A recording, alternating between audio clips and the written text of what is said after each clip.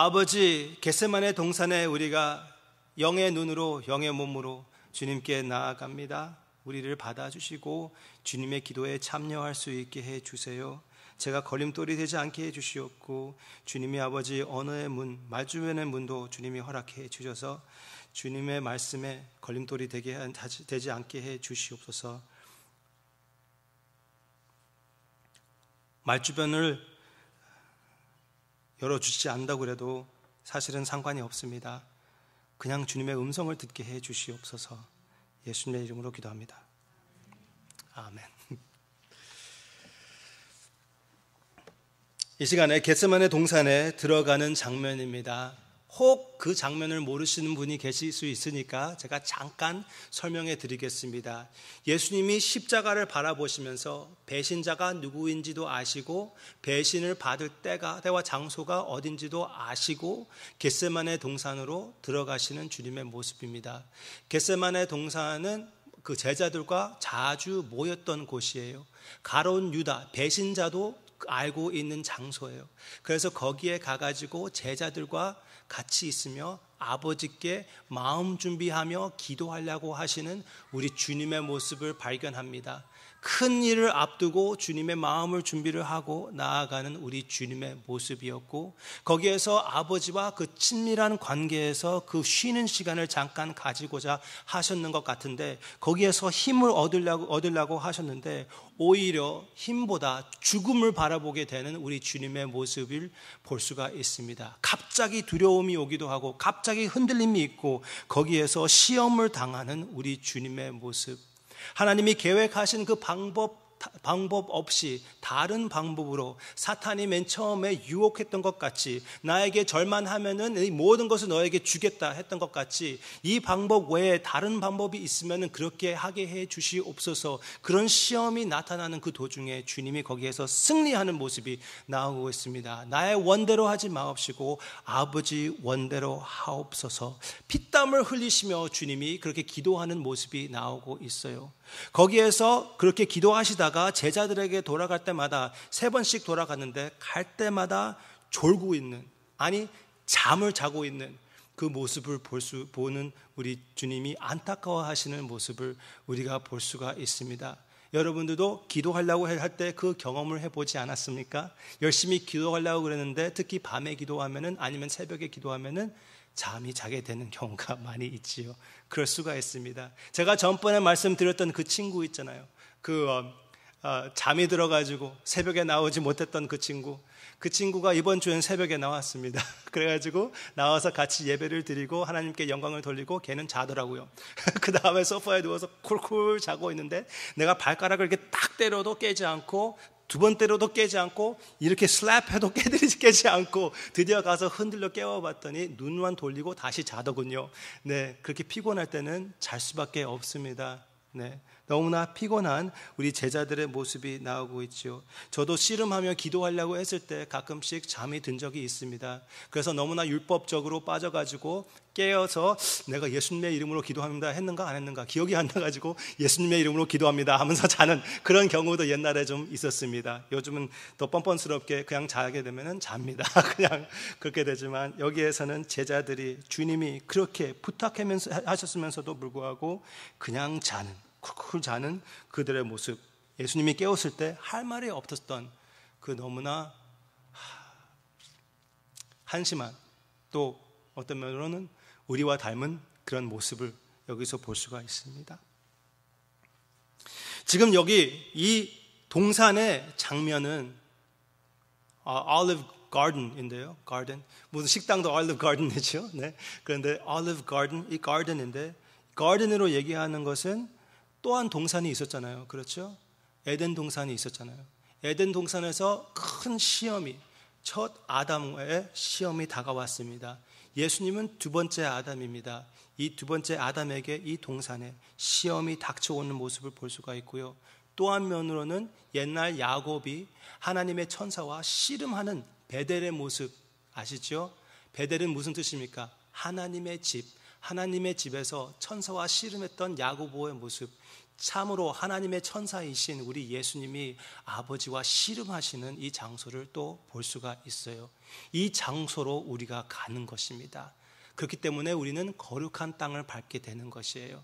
그래서 오늘 제가 타이 메고 나왔잖아요. 보통 타이 하지 않는데 오늘 하는 그 이유 중에 하나는 진짜 주님 앞에 이 거룩한 땅에 우리가 밟으며 거기에서 주님의 그 통곡하는, 그 기도하는, 열심히 기도하는 그 모습을 보며 함께 은혜를 나누고자 합니다. 같이 가겠습니다. 여기서 네 가지를, 주님이 기도하는 모습에서 네 가지를 우리가 비춰보기를 원합니다. 첫째로는 아버지의 잔과 뜻, 아버지의 잔과 뜻. 주님이 이렇게 말씀하셨습니다. 할 수만 있으면 이 잔을 옮겨주시옵소서. 그러나 나의 원, 나의 뜻대로 하지 마옵시고 아버지의 뜻대로 하옵소서. 여기에서 이 말씀을 보면은 주님이 거의 두려워하는 모습. 뭐라고 써있죠? 죽을 지경이라고 했습니다. 죽을 지경으로 고통스러운, 고통을 당하는 우리 주님의 시험의 모습을 볼 수가 있습니다. 그러면은 질문이 두 가지가 나옵니다. 두 가지가 이렇게 사람들이 이렇게 의심하는 것이 있어요. 두 가지. 첫째로는 주님이 왜 죽음을 그렇게 두려워하셨을까? 네?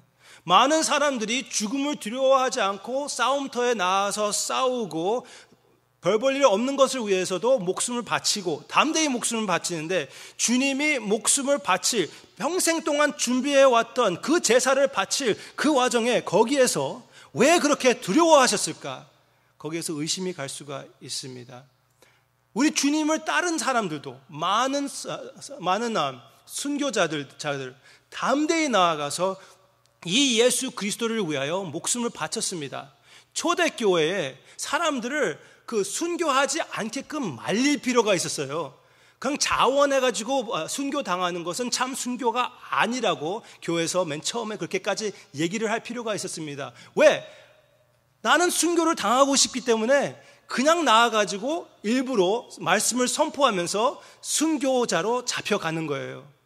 그렇게 담대히 주님을 위하여 목숨을 던지는 그런 사람들도 있었는데 그때 그 어리나에 가가지고 그 죽은 시체들을 보면은 많은 사람들이 그렇게 말을 했습니다. 그 얼굴의 표정에는 미소가 있었고 천사의 모습들이라고 했습니다. 사자들에게 물려 뜯긴 그 몸도 그렇게 평화스럽고 주님을 위하여 한 삶을 바치는 그런 담대한 죽음이었습니다. 그런데 왜 예수님은 죽음을 무릅쓰고 이렇게 두려워했을까요? 첫째. 두 번째로는 예수님의 원하시는 것, 그리고 하나님 아버지가 원하시는 것이 달랐는가? 네? 그 두 가지로 고민하는 사람들이 많이 있습니다. 그러나 그 첫째, 그러면은 예수님이 왜 이 죽음을 그렇게 두려워했을까요? First, 이 잔이 무엇입니까? 이 잔은 새 언약의 잔이었어요. 이 새 언약의 예수님의 보혈의 잔입니다. 그렇다면은 예수님의 보혈의 잔, 하나님의 진노의 잔이고 이것이 죽음의 잔입니다. 죽음은 맞습니다. 그런데 이 잔을 옮겨달라고 하시면서 주님이 이렇게 두려워하고 떨리는 주님의 모습을 우리가 볼 수가 있어요. 그런데 여기에서 우리가 주님의 마음을 이해하려고 노력할 필요가 있습니다. 왜? 아무도 예수님과 같은 죽음을 당한 사람이 없습니다. 아니, 예수님과 같이 예수님이 이렇게 바라보시는 그 죽음은 육신적인 죽음보다 이 영의 죽음을 주님이 바라보시고 있는 것이에요. 우리의 모든 더러운 죄를 다 짊으시는 그 사건, 그 일이 얼마나 큰 것인지 우리가 어떻게 상상해 볼 수가 있겠습니까? 상상할 수가 없는 것입니다. 우리 모든 죄의 그 대가는 무엇입니까? 죽음, 즉 하나님 앞에서 버림을 받는 것입니다. 독생자가 창세 전부터 한 번도 하나님 아버지부터 버림받은 적이 없었습니다. 그리고 예수님은 평생 동안 그의 삶의 기쁨, 그의 삶의 중심은 아버지와 그 사랑의 관계였습니다. 제가 저번 주에 그렇게 계속 말씀드렸잖아요. 아버지는 어떻게 하신다고요? 아들을 사랑한다고 그랬습니다. 그 사랑에 항상 거하시며 그 사랑을 유지하시며 하나님의 뜻을 순종했던 그 아들입니다. 그 아들이 그 사랑의 관계가 끊어질 것을 생각하며 그것을 상상했을 때 너무나 아프고 너무나 괴로운 것입니다. 그것을 우리가 완전히 이해할 수가 없어요. 우리가 이해할 수 없는 고통을 성자가 지금 체험하고 있는 것입니다. 그것을 보고 우리가 왜 두려워하는가 그렇게 판단할 수가 없는 거예요. 주님이 우리를 대신하여 그 하나님 앞에서 버림을 맛보시려고 그것을 바라보고 계시는데 그 우리 주님, 그러면서도 불구하고 아버지께 나의 원대로 하지 마옵시고 나의 뜻대로 하지 마옵시고 아버지의 원대로 아버지의 뜻대로 하옵소서. 한 가지 여러분들이 아셔야 되는 것은 여기에 죄가 없습니다. 우리 주님이 나의 원대로, 나의 원은 여기 있는데 그래도 아버지의 뜻대로 하옵소서, 그것은 주님이 죄가 있어서 이렇게 기도한 것이 아닙니다. 여러분들 중에도 그런 기도를 해본 적이 있었을 거예요. 어떤 젊은 사람들은 대학교 가려고 열심히 노력합니다. 이미 대학교에서 편지가 날아왔습니다. 여기서는 뭐죠? rejection. rejection. 무슨 말인지 알죠? 단어를 몰라도 제가 이렇게 말하면 이해할 거예요. rejection. rejection을 당해가지고, 으악! 그걸 편지 받는데, 이거는 그냥 waiting list가 아니에요. 기다려봐라 그것도 아니고, 너는 안 돼! 그렇게 나와버린 거예요. 그러고 나서, 그걸 보고 나서, 하나님, 주님의 뜻은 여기 가지 말라고 하시는 것 같은데, 그래도 나는 여기 가고 싶어요. 그래서 마음을 털어놓는 것, 그것이 죄가 있는 것입니까? 아닙니다. 솔직하게 주님께 기도하는 것은 잘못된 것이 아닙니다. 제가 아는 사랑하는 성도님에게 진짜 사랑하는 사람이 있습니다. 그 사람이 암에 걸려가지고 주님께 많은 사람들이 그를 위해서 기도하셨습니다. 기적 같은 일들이 많이 있었어요. 그래서 계속 치료를 받고 주님 앞에서 그렇게 회복이 되는 모습들도 많이 보았습니다. 그런데 이제 완전히 말기가 되었어요. 주님의 곁으로 보내야 될 것 같습니다. 거기에서 하나님, 지금 내가 이 상황을 봤을 때 주님이 데려갔을 것 같아요.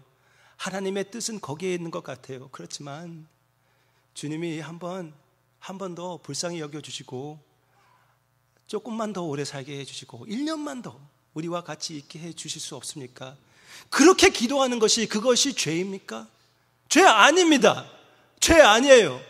그러나 나의 원대로 하지 마옵시고 아버지가 정 데려가시려면 데려가시옵소서. 그러나 할 수만 있으면 조금 더 함께 있게 해 주시옵소서. 그런 기도를 하지 못하신 분이 계십니까? 우리 주님이 당신의 기도를 충분히 이해하십니다. 우리는 그런 메시아를 섬기고 있습니다.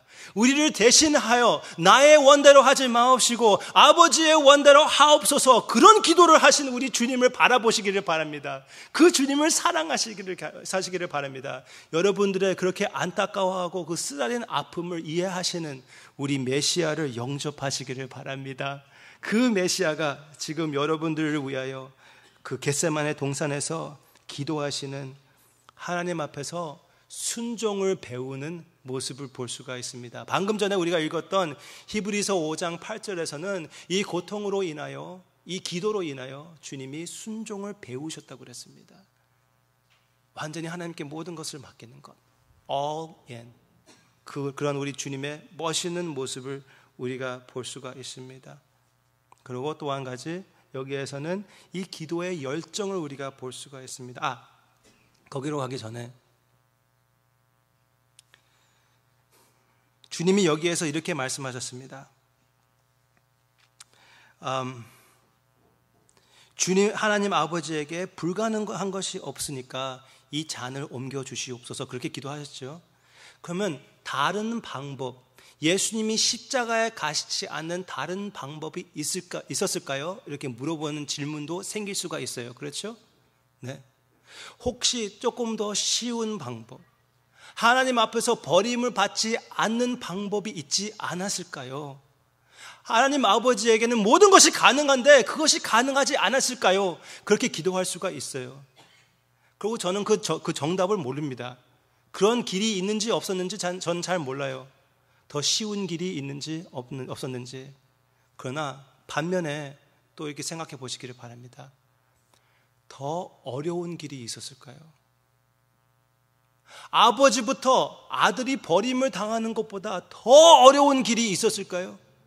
없었을 것 같습니다. 아버지와 사랑의 관계가 예수님의 전부인데 그것을 내어놓는 것 같이 더 어려운 길이 없었습니다. 그러나 주님이 하나님 아버지의 뜻이기 때문에 그 길을 선택하시는 우리의 구세주를 바라보시기를 바랍니다. 가장 어려운 길, 가장 나의 희생의 길을 선택하시는 우리 주님의 모습, 아버지의 사랑을 위하여, 우리의 사랑을 위하여 몸을 완전히 바치는 우리 주님을 사랑하시기를 바랍니다. 그런 우리 주님, 그 잔을 완전히 마시는 우리 주님. 그리고 여기에서 보면은 또 한 가지 그 기도의 열정. 히브리서 5장 7절에 보면은 아주 크게 부르짖는 우리 주님의 기도의 내용이 나오고 있어요. 히브리서 5장은 지금 말씀하는 이 마가복음 14장과 누가복음 22장과 마태복음 26장에 그것을 좀 얘기해 주는 건데, 거기에서는 주님이 아주 큰 음성으로 주님께 부르짖고 눈물도 흘렸다고 그랬습니다. 예. 기도를 크게 하셨습니다. 그냥 한 가지 또 얘기 드리는 것은 우리 주님은 크게 기도하셨습니다. 그때에는 우리 한국 사람들이 기도하는 것 같이 그 동양이 아니죠. 거기는 Middle East, 그쪽에서 기도할 때는 거의 항상 소리 내서 기도하는 기도였대요. 그래서 한국 사람들이 제대로 하는 것 같아요. 미국 사람들이 어느 새벽 기도회 갔는데, 미국 사람 하나가 어느 새벽 기도회에 갔는데 결혼할 아내가 한국 사람이었거든요. 그래서 거기에 기도 시간을 하기 시작했습니다. 그래서 자기는 미국식으로 조용히 묵상하면서 기도하려고 딱 했는데 갑자기 뒤에서 큰 소리로 누가 주여! 그러더래요. 그래서 깜짝 놀라가지고 뒤돌아봤더니 저쪽에서 또 주여! 하고 이쪽에서 주여! 하고 막 터지더래요. 그래서 이렇게 기도하는 거구나. 그 순간적으로 앰뷸런스 블루 골라야 되는가, 누가 갑자기 심장마비 걸리는가 한 줄 알았는데 그게 아니라 그 기도하는 모습들이었습니다. 그 부르짖고 기도하는 그 통곡의 기도, 그것은 진짜 성경적이고 우리가 적어도 가끔씩 교회로서 개인적으로 그렇게 기도할 수 있어야 됩니다. 우리 주님은 그렇게 통곡으로 아버지께 모든 것을 내어놓고 체면을 차리지 않고 기도하시는 그 모습이었어요. 이 다른 부분에 보면은 돌 던질 수 있는 그 거리에서 주님이 기도하셨다고 그랬습니다. 그리고 이 기도를 이 제자들이 자다 깨다 그 사이에 기록하던가 하여튼 외웠던 그 기도 내용입니다. 그러면은 저 멀리에서 하시는 기도에 주님의 말씀을 이해할 수 있었다면은 아주 크게 주님이 외치는 너무나 안쓰럽고 통곡스러운 아픈 우리 주님의 모습을 볼 수가 있고, 누가복음에서는 주님이 얼마나 열심히 기도를 했는지 땀이 피같이 되었다고 말씀해 주고 있습니다. 제가 전번에 말씀드렸죠. 몸이 아주 고통스럽고 힘이 아주 많이 들 때 땀이 피로 변할 수가 있습니다. 주님이 그렇게 역시 기도하셨습니다. 천사가 와가지고 예수님에게 힘을 주고 위로해 주셨습니다. 그때 이렇게 이만하면 됐다 하면서 이렇게 나가시는 것이 아니라 더 열심히 그 힘을 입어 더 열심히 아버지께 기도하는 우리 주님의 모습을 볼 수가 있었습니다. 그렇게 우리를 위하여 성공적인 그 십자가를 위하여 주님이 아버지께 매달리는 그 모습의 메시아를 여러분들이 마음속에 새기며 사랑하시기를 바랍니다. 세 번째, 여기에서는 기도의 친밀함, 그 친밀함을 생각하시기를 바랍니다. 친밀함이 어디에 나타나고 있습니까? 주님이 아버지께 기도했을 때 14장 36절에서는 아바 아버지라고 부르짖었다고 그랬습니다. 아바 아버지, 아바 아버지 한번 해보시기를 바랍니다. 아바 아버지, 모두 다 시작. 아바 아버지. 거기에서는 모든 전체가 헬라어로 써여 있는데 아바만 아람어로 써여 있습니다. 아람어. 이 아람어는 예수님이 사용하셨던 그 아람어입니다. 그것을 주님이 아바라고 아버지께 부르짖는 것은 그때에서는 모든 사람들이 하나님 대해서 아바라고 하지 않았습니다. 아바가 무엇이냐면은 우리의 아빠와 비슷한 말입니다. 아빠와 똑같은 말은 아니지만 거의 똑같아요. 아빠니까, 그렇죠? 그 비슷한 내용의 말입니다. 그때에는 어렸을 때부터 나이 들을 때까지 친한 아버지에게는 아바라고 부를 수 있었다고 그럽니다. 그런 말을 가지고 주님이 아버지께 기도했습니다. 그 아바라는 말, 우리 여기 귀한 아이 뒤에 노아도 있지만 지금 상상해 보세요. 연재가 우리 애기 엄마가 나한테 와가지고 우리 애기는 천재예요 그렇게 얘기한다고 생각해 보세요. 그럼 내가 왜 천재라고 얘기하냐? 벌써 말을 해요. 무슨 말을 하는데? 엄마 아빠 다 해요. 엄마 무슨 말도 안. 그러니까 어떻게 그 엄마 아빠를 하겠느냐? 내가 그러면서 보여줄게요. 그러면서 나를 불러가지고 엄마 아빠 그렇게 얘기하면은 아이는 어떻게 합니까?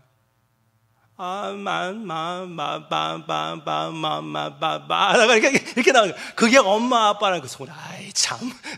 괜히 천재를 찾아왔다가 얘는 그냥 보통 아이를 보게 되는 거잖아요. 그래도 부모님이 들을 때는 그게 아빠고 그게 엄마예요. 그렇게 입으로 사용해가지고 어렸을 때부터 그 친근함으로 아버지께 아빠라고 부를 수 있는 그런 내용을 가지고 주님이 아버지께 그렇게 기도하셨고 그렇게 사용하셨습니다. 제가 지금 나이가 42살 맞나요? 만으로 42살. 한국 번호를 잘 몰라가지고 42살 맞죠? 41살이 아니라 42살이 돼가요. 이제 그러면서도 우리 아버지와 저와 혼자 있을 때는 마음껏 아빠라고 합니다. 우리 주님은 하나님에 대해서 아빠라고 부르셨습니다. 그렇게 평생 동안 아무 랍비도 그렇게 사용하시지 않았지만 예수님은 아버지께 아빠라고 불렀습니다. 여기에서 그 삼위일체의 사랑의 그 친근함의 언어로 예수님이 아버지께 부르짖는 아빠였습니다. 아빠한테 지금 부르짖는 우리 주님의 모습을 보시기를 바랍니다. 아빠 나 이 죽을 지경입니다. 이 죽을 지경에 이 잔을 옮겨주시옵소서 아빠 이렇게 부르시는 우리 주님의 모습을 생각합니다. 그런데 그렇다면은 그러면서도 불구하고 그 아들에게 그 기도 응답 너는 끝까지 이 잔을 마셔야 돼 라고 하시는 아버지의 마음을 생각해 보시기를 바랍니다. 아들이 아버지에게 아빠 제발 아빠 이것만 아니에요. 우리 사랑의 관계가 끊어지는 것만 아니요. 아빠 이렇게 부르셨을 때 아버지는 여기까지 끝까지 해야 된다고 하는 그 아버지의 마음은 어땠을까요? 그렇게 지극히 아들을 사랑하시는 우리 아버지가 아들을 내어주셨을 때 아들의 사랑을 위하여 또 우리의 사랑을 인하여 그렇게 내어주시는 우리 아버지의 마음을 파악하시고 감사하시며 그 아버지와 그 아들을 사랑하는 우리가